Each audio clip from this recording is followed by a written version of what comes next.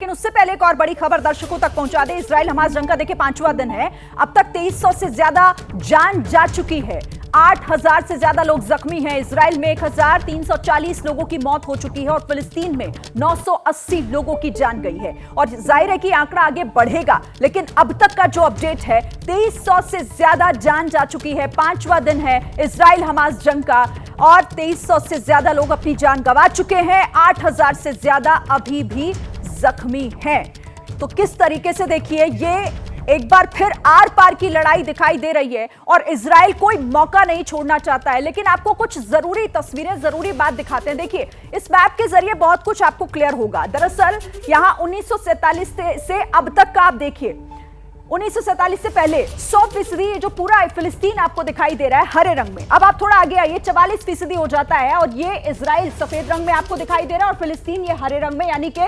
1947 में किस तरीके से इसका पूरा जो नक्शा है वो बदला। फिर 1967 में ये और घटकर 22% हो गया, महज इतना सा जो आपको ये दिखाई दे रहा है। फिर 2020 की तस्वीर आप देखिए, 12% हो गया है। और कैसे यहां पर छुटपुट जो आपको हरा रंग दिखाई दे रहा है वो फिलिस्तीन का है। तो 1947 से लेकर अब तक, और ये बताता है कि जब जब ये आमना सामना हुआ है, ये जंग की स्थिति हुई है, हमेशा इजराइल भारी पड़ा है। हम आशीष का रुख करते हैं, हमारे साथ न्यूज रूम से जुड़े हुए हैं। आशीष, ये तो हमने देखा कि कैसे जब जब ये जंग हुई इजराइल हमेशा भारी पड़ा और इस बार भी वही दिखाई दे रहा है। जी हाँ, बिल्कुल। और इस कदर निर्णायक लड़ाई इस बार इजराइल लड़ रहा है कि आज ही हमने देखा कुछ घंटे पहले बाकायदा गाजा पट्टी में जो इस्लामिक यूनिवर्सिटी उसको पूरी तरह से तबाह कर दिया। हमास की यही मांग है, पैलेस्टाइन की यही मांग है जो आप 1967 का आंकड़ा दिखा रही थी कि प्री 1967 अरेंजमेंट जो था उसको दोबारा से एस्टैब्लिश किया जाए, जिसको लेकर के किसी भी तरह से इजराइल कन्विंस नहीं हो, ना ही किसी तरह का कॉम्प्रोमाइज़ करने के लिए तैयार हो। और इसी वजह से जंग के हालात इस कदर बढ़ गए हैं कि अब एक तरह से इजराइल डिफेंस फोर्सेस ने बिल्कुल ठान लिया है कि हमास को वो पूरी तरह से ख़त्म कर देंगे।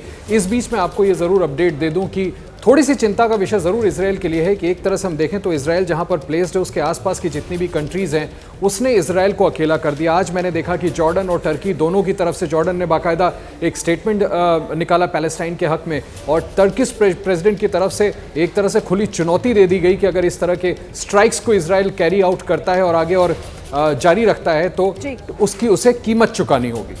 बिल्कुल, लेकिन यह भी देखना होगा कि भले ही इजराइल अकेला पड़ा, लेकिन अकेले पड़ते हुए कैसे भारी है ये भी हमने देखा। जैसे ही घड़ी का काटा दोपहर 2:30 पे आए, बबीता जी का दिल सास बहू साजिश के लिए मचल जाए। और ये है इनकी बहू, पूरे दिन ऑफिस की टेंशन हो जाए गॉन जब ये करें अपना फेवरेट शो फ्री टाइम पे ऑन।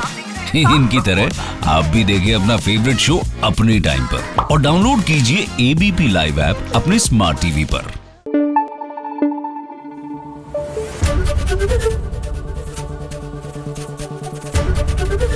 एबीपी न्यूज आपको रखे आगे।